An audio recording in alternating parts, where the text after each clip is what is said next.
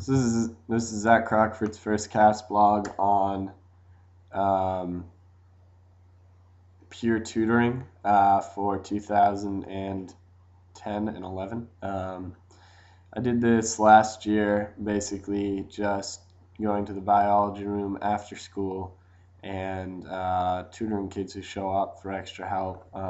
Usually it's in biology.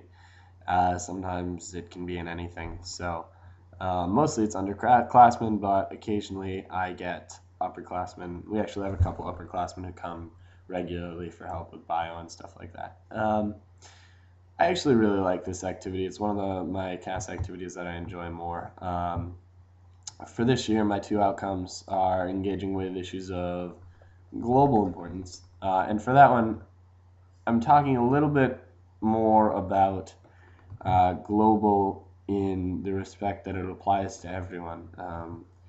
Because I think learning and education is something that is certainly a global issue.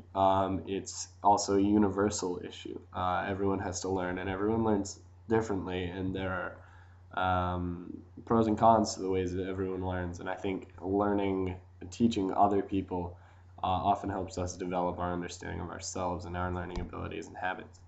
And the second is to develop new skills, and that is in dealing with others.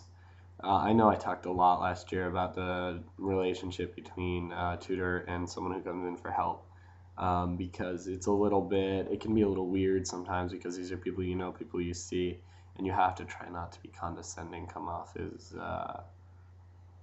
holier than thou, I suppose. It can be a little bit challenging. You have to sort of lead them to the answers. And I think that's a valuable skill. And just dealing with other people, dealing with kids, and teaching is a skill I'd like to develop. And along with that, my own proficiency in these subjects. So I just did my first tutoring session this Tuesday. It was about an hour and a half, 2 hours. I had a bunch of kids come in. They wanted to do biology. They were pretty self-sufficient, did their own stuff. I had one kid who really wanted to talk to me about something he had done in English, which I was more than happy to do because I'd much rather do English than anything else. He actually had a short story that he'd written, and it was an interesting short story. I think he had put a lot into it, which he was a little reluctant to admit. Basically, we went over it. I gave him some pointers on commas, paragraph use. He was a little iffy on some of the basic punctuation stuff.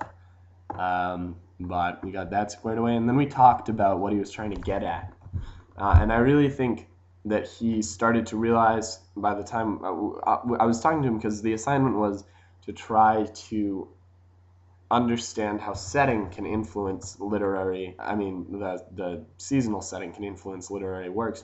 And so they were supposed to write something that would show their understanding of this, a short story that they would use seasons in to show their understanding of the work. And so I talked to him. I said, well, what does this mean to you? How do you feel about this season? Blah, blah, blah, blah. And we worked it out. And by the time he left, he said, I think I'm going to sit down and try and work a lot of that into this, because he didn't really have a story about what the prompt was. So I think he's going to do well on that. That's one kid who just needs direction, and that's one of those learning types. He's smart. He's definitely smart, but he's not motivated, and he veers off. If he's not sat down and told what to do, he just doesn't do anything. And that's a learning type. That's a global issue. ADHD, ADD. How do we deal with that? Is the way to do that to drug them up, to drug kids up? I know my little brother has ADD. I don't know. I'm not sure what the answer is. Developing new skills, talking through about literary features, about purpose of a short story with someone really helps me, because we're doing short stories in English right now. And what is a short story all about? What are you trying to say? What are the themes? What are you getting at? What is the short story? So this is my cast blog on tutoring for the first Tuesday